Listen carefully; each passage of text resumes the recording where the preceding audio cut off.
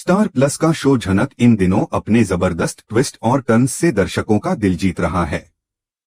कहानी वहां पहुंच चुकी है जहां अदिति का झनक के प्रति व्यवहार नौकरों जैसा हो गया है। अदिति के शब्द और उसके ताने झनक को अंदर तक चोट पहुंचा रहे हैं। घर में यह साफ देखा जा सकता है कि झनक कितनी चुपचाप सब कुछ सहन करती है। वह किसी से कुछ कहती नहीं, बस चुपचाप अपने हिस्से का काम करती जाती है। दूसरी तरफ ऋषि का दिल हर दिन और ज्यादा झनक की हालत देखकर पसीजता जाता है। जब वह देखता है कि झनक को घर में इस तरह नौकर की तरह ट्रीट किया जा रहा है तो उसे बहुत बुरा लगता है। वह सोच में डूब जाता है कि आखिर क्यों उसने इस लड़की को यहाँ लाकर इतनी मुश्किल में डाल दिया। लेकिन दूसरी ओर उसके मन की सच्चाई यह है कि वह झनक से बहुत ज्यादा लगाव करने लगा है। उसे एहसास होता है कि अब इस रिश्ते से पीछे हटना उसके लिए संभव नहीं है। अगर वह झनक को यहाँ से निकाल देगा तो उसकी जिंदगी बर्बाद हो जाएगी। इसलिए उसका दिल बार बार कहता है कि चाहे हालात जैसे भी हों, झनक को यहीं रखना होगा। इधर जेठू का फैसला भी कहानी को बड़ा मोड़ देता है। जेठू साफ साफ कह देते हैं कि झनक अब इसी घर में रहेगी।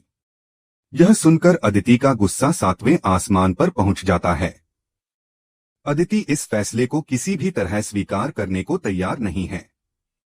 वह कहती है कि झनक को हॉस्टल में भी रखा जा सकता है, वहां से भी तो वह अपनी पढ़ाई कर सकती है। लेकिन जेठू का फैसला अटल रहता है और वह झनक के पक्ष में खड़े दिखाई देते हैं। पुतुल भी अदिति की बातों से आहत हो जाती है। वह कहती है कि अदिति, आखिर तुम्हें झनक से इतनी प्रॉब्लम क्यों है? तुम्हें इस घर में रहना है तो रहो, लेकिन झनक ने तो तुम्हें कभी कुछ नहीं कहा। यह सुनकर अदिति और भड़क जाती है। वह गुस्से में पुतुल को ताना मारती है और कहती है कि मैं इस घर की बहू हूँ, तुम्हें मेरे बीच बोलने की कोई जरूरत नहीं है। तुम हमेशा झनक का ही पक्ष लेती हो, जबकि सच यह है कि झनक का इस घर से कोई नाता ही नहीं। न वह इस घर की बहू है, न ही इस घर का हिस्सा। अदिति अपने गुस्से में यह भी कहती है कि झनक को यहाँ रहने का मौका सिर्फ इसलिए मिला क्योंकि उसका एक्सीडेंट ऋषि की कार से हो गया था। अगर यह हादसा नहीं हुआ होता तो मैं कब की इस लड़की को घर से बाहर निकाल चुकी होती। अदिति साफ कहती है कि झनक की वजह से पहले ही उसकी और ऋषि की जिंदगी में बहुत सी परेशानियां आ चुकी हैं और अब वह और दिक्कतें नहीं सह सकती। यह सुनकर झनक की आंखें भर आती हैं, लेकिन वह कुछ नहीं कहती। वह चुपचाप घर के कामों में लग जाती है, मानो उसकी दुनिया अब सिर्फ जिम्मेदारियों तक ही सीमित रह गई हो। उधर ऋषि इस सब को देखकर बहुत परेशान हो जाता है। उसकी आंखों के सामने झनक की हालत बार बार घूमने लगती है। वह गाड़ी में बैठकर सोचता है कि आखिर उसकी शादीशुदा जिंदगी इस मोड़ पर क्यों आ गई। अदिति के साथ उसका रिश्ता दिन ब दिन तनाव से भरता जा रहा है। दोनों के बीच विश्वास की कमी साफ झलकती है। झनक की मौजूदगी उनके रिश्ते पर और बोझ डाल देती है। पूरे एपिसोड में झनक पर तरह तरह के आरोप लगाए जाते हैं। अदिति और काकी उसकी राह में रुकावटें डालने का कोई मौका नहीं छोड़ती, लेकिन झनक हर बार खुद को साबित करने की कोशिश करती है। उसका आत्मसम्मान ही उसकी सबसे बड़ी ताकत बन जाता है। तमाम परेशानियों और तानों के बावजूद वह हार मानने से इनकार कर देती है। जेठू और ऋषि लगातार झनक का समर्थन करते हैं। जेठू का झनक के पक्ष में खड़ा होना परिवार के बाकी सदस्यों को नागवार गुजरता है। अदिति और काकी बार बार साजिशें रचती हैं ताकि किसी तरह झनक को घर से निकाला जा सके, लेकिन हर बार उनके इरादों पर पानी फिर जाता है। घर के माहौल में तनाव और भी गहरा हो जाता है। अदिति ऋषि पर आरोप लगाती है कि उसने झनक के लिए रात में उसे अकेला छोड़ दिया और अस्पताल चला गया। यह बात सुनकर ऋषि सफाई देने की कोशिश करता है, लेकिन अदिति के मन का शक खत्म नहीं होता। वह बार बार झनक को उनकी जिंदगी में परेशानी की जड़ ठहराती है। दूसरी ओर झनक इस सब के बीच भी अपने आत्मसम्मान को बचाए रखती है। उसके भीतर एक जिद है कि चाहे कितनी भी मुश्किलें आएं, वह अपनी पहचान और अपनी सच्चाई से समझौता नहीं करेगी। जेठू और ऋषि का उसके पक्ष में खड़ा होना उसे हिम्मत देता है, लेकिन साथ ही घर के बाकी सदस्यों के लिए यह और भी बड़ी समस्या बन जाता है। कहानी जैसे जैसे आगे बढ़ती है, जनक का संघर्ष और भी गहराता जाता है। परिवार में रिश्तों की जटिलताएं, आरोप प्रत्यारोप और आपसी मतभेद हर दिन नए मोड़ लाते हैं। लेकिन इन सब के बीच जनक का आत्मसम्मान और उसकी हिम्मत ही उसकी असली पहचान बन जाते हैं। यह साफ हो जाता है कि चाहे अदिति और काकी कितनी भी साजिशें करें, जनक इतनी आसानी से टूटने वाली नहीं है। जनक और ऋषि की कहानी जैसे जैसे आगे बढ़ रही है, इसमें उतार चढ़ाव भी उतने ही गहरे होते जा रहे हैं।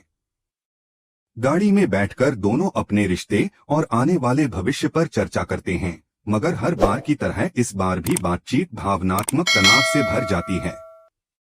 परिवार के कुछ लोग लगातार जनक पर आरोप लगाते रहते हैं, लेकिन जनक अपने आत्मसम्मान और सच्चाई की रक्षा के लिए हर पल तैयार रहती है।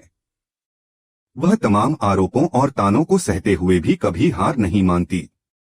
जेठू और ऋषि उसके पक्ष में खड़े होते हैं, लेकिन इससे घर के बाकी सदस्यों के बीच बहस और तनाव और ज्यादा बढ़ जाता है। इसी खींचतान के बीच अनिल सामने आता है। वह सीधे हमला करने से बचता है, बल्कि अपनी पुरानी चालों का सहारा लेते हुए भावनात्मक ब्लैकमेल का रास्ता चुनता है। अनिल जनक से कहता है कि अगर सच में वह ऋषि की भलाई चाहती है तो उसे तलाक के कागजों पर साइन कर देना चाहिए। यह सुनकर जनक का दिल टूट जाता है, लेकिन परिस्थिति ऐसी होती है कि मजबूरी में उसे साइन करना पड़ता है। दूसरी ओर ऋषि को इस बात का अंदाजा तक नहीं होता। जब वह जनक से मिलने आता है तो हमेशा की तरह उसे मनाने की कोशिश करता है, लेकिन इस बार जनक चुप रहती है और तलाक के कागज उसके हाथ में थमा देती है। ऋषि उन कागजों को देखकर हैरान रह जाता है। घर पहुंचने पर जब वह कागज खोलता है तो उसका दिल पूरी तरह टूट जाता है। उसे लगता है कि जनक ने उसके प्यार के साथ विश्वासघात किया है। गुस्से और दर्द में डूबा हुआ ऋषि खुद से सवाल करता है कि क्या उसकी मोहब्बत इतनी कमजोर थी कि जनक ने उसे छोड़ दिया। इधर मोहन निरुद्ध यह महसूस करता है कि ऋषि के दिल में अब भी जनक के लिए जगह है और शक की जड़ें उसके मन में और गहरी हो जाती हैं। वह असुरक्षित महसूस करने लगता है। अदिति भी यह ठान लेती है कि किसी भी कीमत पर वह ऋषि के साथ अपने रिश्ते को बचाएगी, भले ही इसके लिए उसे अपनी ही सौतेली बहन जनक की जिंदगी बर्बाद क्यों न करनी पड़े। कहानी अब एक नए मोड़ पर पहुंच जाती है। किरदार अपने असली रूप में सामने आने लगते हैं। पुराने 20 साल पुराने झगड़े और खेल फिर से दोहराए जाने लगते हैं। बहन भाई के बीच की खटास और अविश्वास एक बार फिर लौट आता है। इसी बीच जनक यह ठान लेती है कि वह अनिरुद्ध को कभी भी पिता का दर्जा नहीं देगी, क्योंकि उसके अनुसार वह उस लायक है ही नहीं। जनक साफ कहती है कि पराशर ही उसके बाबा हैं। अनिरुद्ध भी उसी बात को दोहराता है कि हाँ, पराशर ही उसके पिता हैं।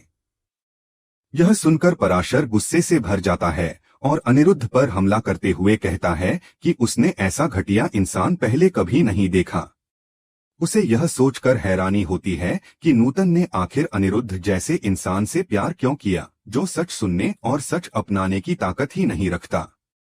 दोनों के बीच झगड़ा बढ़ जाता है और माहौल और भी तनावपूर्ण हो जाता है। उधर मुखिया जी जनक को समझाने की कोशिश करते हैं। वह कहते हैं कि अब जनक को उनके साथ चलना चाहिए और उनके घर पर रहना चाहिए। वह जनक की पढ़ाई लिखाई की पूरी जिम्मेदारी लेने की बात करते हैं।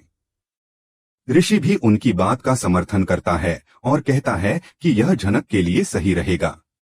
लेकिन जनक खुद को रोक नहीं पाती और कहती है कि वह अब किसी और पर बोझ नहीं बनना चाहती। वह गांव में ही अपनी जिंदगी जीना चाहती है। यह सुनकर ऋषि उसे समझाता है कि गांव में रहकर वह अपनी पढ़ाई नहीं कर पाएगी और उसका सपना अधूरा रह जाएगा। इसी बात पर अदिति भड़क जाती है। वह ऋषि पर चिल्लाती है और कहती है कि वह जनक की पढ़ाई में क्यों दखल दे रहा है। तभी पराशर भी बोल उठता है कि पहले तो सबने जनक को बहू मान लिया था, फिर अचानक शादी से इनकार कर दिया। यह सब आखिर है क्या? अनिरुद्ध भी अपनी चाल चलता है और कहता है कि यह शादी अवैध है। माहौल और गर्म हो जाता है। मुखिया जी स्थिति को शांत करने की कोशिश करते हैं और पराशर से माफी मांगते हुए कहते हैं कि उनकी भी मजबूरियां थीं। अदिति और ऋषि की शादी पहले से तय थी, लेकिन गांव वालों के दबाव में झनक और ऋषि की शादी करानी पड़ी। अगर अब दोनों अलग हो रहे हैं तो यह उनकी अपनी मर्जी है। झनक खुद भी सबके सामने बोलती है कि वह इस शादी से कभी खुश नहीं थी और न ही ऋषि खुश थे। जबरदस्ती की गई शादी का कोई फायदा नहीं है। शादी तभी सफल हो सकती है जब दोनों की मर्जी शामिल हो। इसलिए उसने तलाक के कागजों पर साइन किए। यह सुनकर ऋषि बोलता है कि वह जानता है कि झनक को वे कागज किसने दिए थे।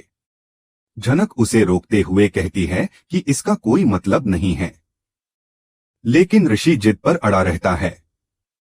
तभी अनिरुद्ध सामने आता है और कहता है कि उसने ही झनक को तलाक के कागज दिए थे।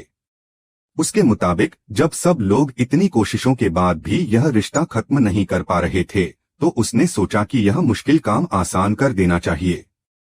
झनक भी तलाक चाहती थी, इसलिए उसने कागज दिए और झनक ने साइन कर दिया। इस खुलासे के बाद माहौल और ज्यादा बिगड़ जाता है। तभी मुखिया जी एक बड़ा फैसला लेते हैं। वह कहते हैं कि झनक की पढ़ाई और उसका भविष्य उनकी जिम्मेदारी है। वह उसे अपने घर ले जाएंगे और उसे नीट की परीक्षा की तैयारी करवाएंगे। परीक्षा के बाद अगर झनक हॉस्टल जाना चाहे तो जा सकती है, लेकिन अभी उसकी पढ़ाई गांव में रहकर पूरी नहीं हो पाएगी। वह कहते हैं कि झनक बचपन से बहुत कुछ खोती आई है और अब उसका अधिकार है कि उसे बेहतर जिंदगी मिले। झनक हालांकि शुरू में मना कर देती है और कहती है कि गांव ही उसकी असली जिंदगी है, लेकिन मुखिया जी उसे समझाते हैं कि अब उसे कोई जलील नहीं करेगा। उस घर में उसका भी अधिकार है और वह बेटी की तरह रह सकती है। उनका फैसला पक्का होता है और वह कहते हैं कि झनक अब उनके साथ ही जाएगी। इस तरह कहानी का यह मोड़ झनक के जीवन में एक नई दिशा लेकर आता है, जहां वह अपने आत्मसम्मान को बचाते हुए आगे बढ़ने की राह पर कदम रखती है।